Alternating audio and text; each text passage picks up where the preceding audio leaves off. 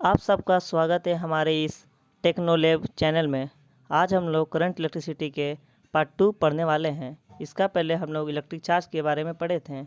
अगर आप लोग को उसका नोट चाहिए तो हमारे टेलीग्राम चैनल को ज्वाइन कर ले, उसका लिंक डिस्क्रिप्शन में दिया हुआ है। तो हम लोग इसके पहले पढ़े थे चार्ज के बारे में। चार्ज होता है वो एक स्टैटिक होता है, एक करंट इलेक्ट्रिसिटी होता है। अगर चार्ज रुका हुआ रहता है तो उसको हम लोग स्टैटिक चार्ज कहते हैं। लेकिन अगर चार्ज मूवेबल हो, मतलब कि चार्ज का अगर मूवमेंट होगा, तो उसको हम लोग करंट इलेक्ट्रिसिटी कहते हैं। और हम लोग को इस पूरे चैप्टर में करंट इलेक्ट्रिसिटी के बारे में ही पढ़ना है, मतलब कि मूवेबल चार्ज के बारे में। हम लोग को स्टैटिक चार्ज के बारे में स्टडी नहीं करना है। तो आज हम लोग पढ़ते हैं करंट के बारे में। करंट होता क्या है? करंट होता क्या है कि the amount of charge flowing through any cross section of conductor in unit time. कहने का मतलब है कि किसी भी कंडक्टर से यूनिट टाइम में कितना चार्ज फ्लो हुआ, उसी को हम लोग करंट कहते हैं। जैसे कि देख लीजिए, ये क्रॉस सेक्शन है, इसमें से चार्ज मूव कर रहा है, तो चार्ज के मूवमेंट के कारण ही करंट आता है। ठीक है, हम लोग यहाँ मान लेते हैं let Q charge move in time T.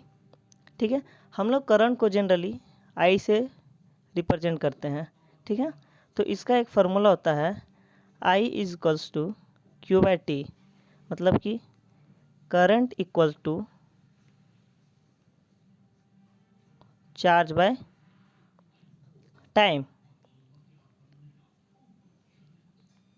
ठीक है, I equals to Q by T, मतलब current equals to charge by time. ये बहुत ही इंपॉर्टेंट फार्मूला है।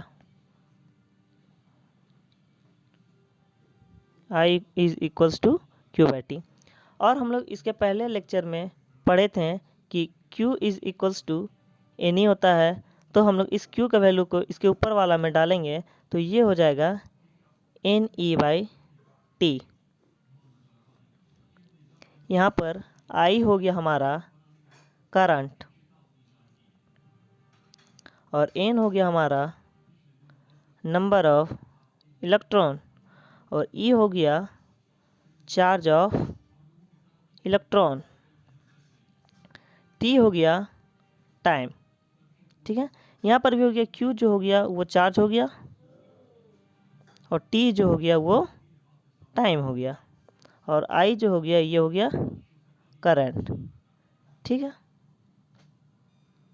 अब हम लोग जाते हैं करंट के यूनिट पर। I is equals to Q by T होता है और Q जो कि चार्ज होता है इसका ऐसा यूनिट होता है कूलम और टाइम का होता है सेकेंड। तो करंट का यूनिट क्या हो गया? कूलम पर सेकेंड, या फिर इसका हम जनरली लिखते हैं SI unit of current is ampere. ठीक है, जनरली क्लास 10 के बोर्ड एग्जाम में पूछा जाता है कि डिफाइंड 1 एम्पियर। तो I is equals to Q by T होता है। अगर I का वैल्यू हमको 1 चाहिए तो इस Q को भी 1 करना पड़ेगा और इस T को भी 1 करना पड़ेगा, मतलब कि I इज इक्वल्स टू 1/1। तो यहाँ से एक डेफिनेशन हम लोग का बन के आता है कि डिफाइन 1 एम्पियर। तो इसका डिफिनेशन क्या हो गया कि the one coulomb of charge flow in 1 second is called 1 ampere. तो लिखते हैं हम लोग इसको, flow of 1 coulomb charge through conductor in 1 second.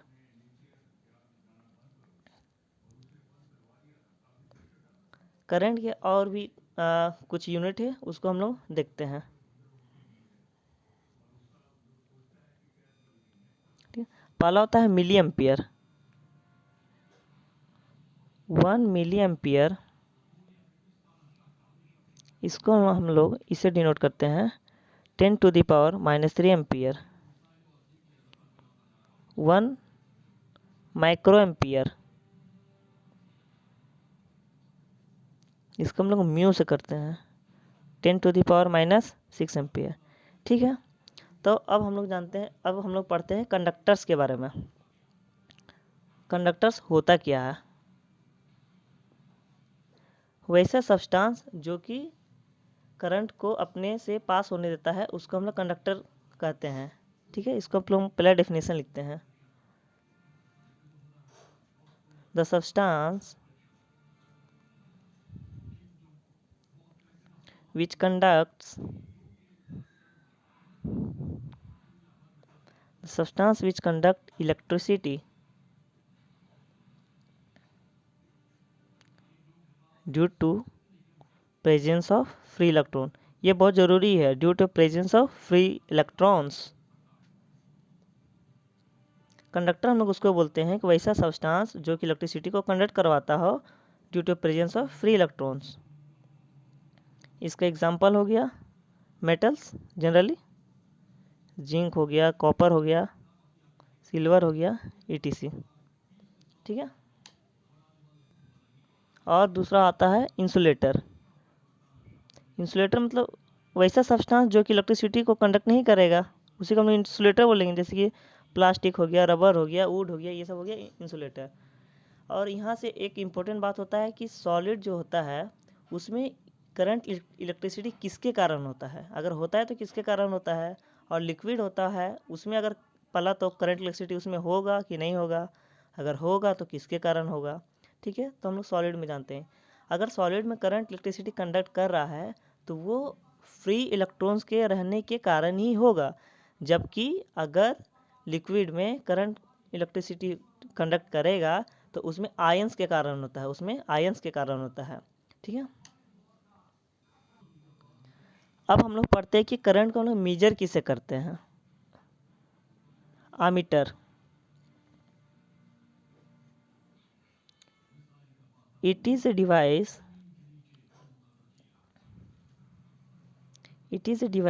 which is used to measure current. Ammeter को हम लोग करंट को नापने के लिए यूज करते हैं। इसका सिंबल कुछ इस तरह होता है, ए यहाँ माइनस और यहाँ प्लस। ठीक है, हाँ ये याद करने की बात है कि आमीटर का जो होता है रेजिस्टेंस बहुत कम होता है। इसका बारे में हम लोग आगे भी पढ़ेंगे डिटेल्स में। आमीटर है लेस रेजिस्टेंस। और बात करेंगे हम लोग आइडियल रेजिस्टेंस का, तो उसका रेजिस्टेंस जो होता है वो 0 हो जाता है। ठीक है, यहाँ पर हम लोग नोट डालकर लिख लेते हैं। Ammeter is always connected in series. और सीरीज क्या होता है, पैरेलल क्या होता है, ये हम लोग आगे के लेक्चर में देखेंगे।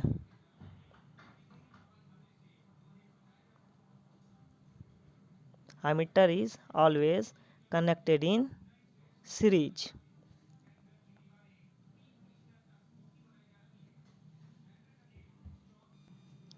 अब हम लोग देखेंगे करंट की डायरेक्शन किधर से किधर होती है।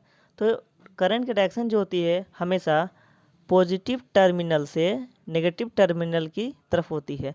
कहने का मतलब है कि जिधर से इलेक्ट्रॉन का मूवमेंट होगा करंट का मूवमेंट उसका अपोजिट डायरेक्शन में होगा।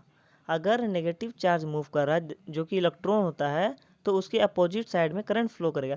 लेकिन अगर पॉजिटिव चार्ज मूव किया तो करंट का डायरेक्शन उसी के डायरेक्शन में हो जाता है। देखिए जनरली अगर इलेक्ट्रॉन है हमारा, अगर ये इस डायरेक्शन में मूव करेगा तो करंट हमारा इसके अपोजिट में मूव करेगा लाइक दिस।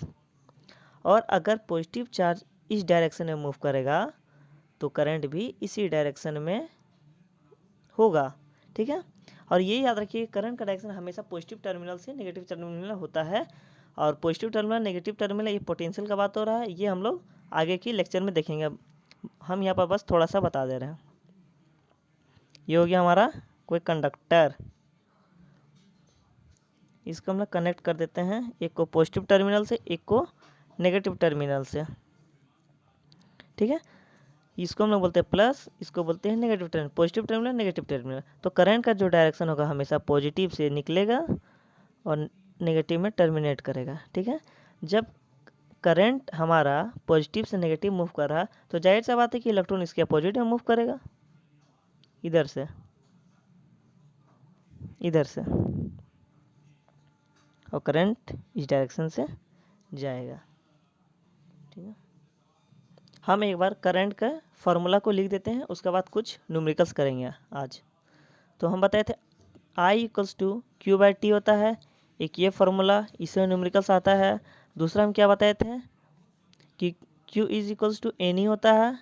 अगर इसका वैल्यू उठा करके यहाँ रख देंगे तो इसका हो गया I is equals to N E by T. ये दोनों फार्मूला बहुत ही इंपॉर्टेंट है। हम लोग कुछ न्यूमेरिकल्स करते हैं ये दोनों फार्मूला के ऊपर बेस्ड। हम लोग स्टार्ट करते हैं एकदम आसान प्रॉब्लम से।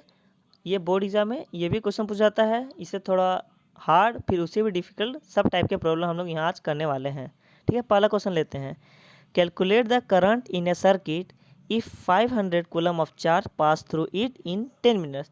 तो क्वेश्चन को हम लोग पढ़ें तो सबसे पहले हमें दिखा कि 500 कूलम ऑफ चार्ज दिया हुआ है। तो पहला तो इससे पता चल गया कूलम मतलब कि ये चार्ज का यूनिट है। तो क्यू का वैल्यू हम लोग को गिवन है 500। ठीक है, दूसरा क्या दिया हुआ है इन 10 मिनट्स, मतलब कि टाइम भी हम लोग को दिया हुआ है 10 मिनट्स। हाँ, बहुत के होगा कि यहाँ से आएगा I equals to Q by T, direct formula 500/10 answer आ गया, लेकिन वो गलत हो जाएगा क्योंकि मैं उस समय भी बताया कि टाइम हमेशा सेकंड में ही होगा। तो सबसे पहले इसको हम लोग सेकंड में कन्वर्ट करेंगे जो कि हो जाएगा 600 सेकेंड। अब हम लोग इसको फार्मूला पे बैठा देंगे। I is equals to Q by T, Q का हो गया हमारा 500 कूलम बाय 600 सेकेंड। इसको हम लोग डिवाइड करेंगे तो आंसर हमारा आ जाएगा 0.83 एम्पियर। इसके पहले वाले क्वेश्चन में हम लोग देखिए कि टाइम मिनट में है, तो वो क्वेश्चन आपको चेंज कर देगा, कभी मिनट में देगा, कभी आवर में देगा, कभी सेकंड में देगा, वो आप पर डिपेंड। ठीक है, ये है बहुत ही अच्छा क्वेश्चन है। चलिए हम लोग इसके पढ़ते हैं। In a particular television tube a beam of electrons is emitted, the beam current is 100 mu A, how many electrons strike the screen of TV every second. Question हम लोग देख रहे थे। In a particular television tube, a beam of electrons is emitted. The beam current is 80 microampere. How many electrons strike the screen of TV every second? ठीक है, तो हम लोग क्वेश्चन पढ़ें और इसका समझते क्या क्या दिया हुआ है कि इलेक्ट्रॉन जो है गिर रहा है। तो इसका पर सबसे पहले हम देखेंगे the beam current is 80 microampere. तो हम लोग देखें कि सबसे पहले हमारा क्या गिवन है, तो करंट का वैल्यू गिवन है 80 माइक्रोएम्पियर। ठीक है, उसका आगे हम लोग पढ़ते हैं हाउ मैनी इलेक्ट्रॉन्स, मतलब कि पूछ रहा है कितना इलेक्ट्रॉन स्ट्राइक करेगा, मतलब कि जाहिर सी बात है कि एन का वैल्यू पूछ रहा है। और कुछ दिया है, हाँ दिया है how many electrons strike the screen of TV every second, मतलब कि हम लोगों को टाइम 1 सेकेंड दे दिया। तो आप बोलेंगे कि ये फॉर्मूला बैठेगा ही नहीं, I is equals to Q by T, तो इसमें तो क्यू दिया हुआ नहीं है। तो इसका पहले हम एक और फार्मूला बताए थे, I is equals to N E by T. N का वैल्यू हमको निकालना है तो एन हो जाएगा I इंटू टी अपॉन में ई। ठीक है, तो लेकिन यहाँ पे एक और चीज़ देखने वाली बात है, करंट यहाँ पे कितना गिवन है 80 म्यू है। तो एक म्यू ए में कितना होता है 10⁻⁻6, तो 80 में कितना हो जाएगा 10⁻⁻6 एम्पियर। ठीक है, और ई का वैल्यू हम बताए थे पहले क्लास में भी कि एक इलेक्ट्रॉन का चार्ज कितना होता है 1 E is equals to 1.6 into 10⁻⁻19 coulomb. ठीक है,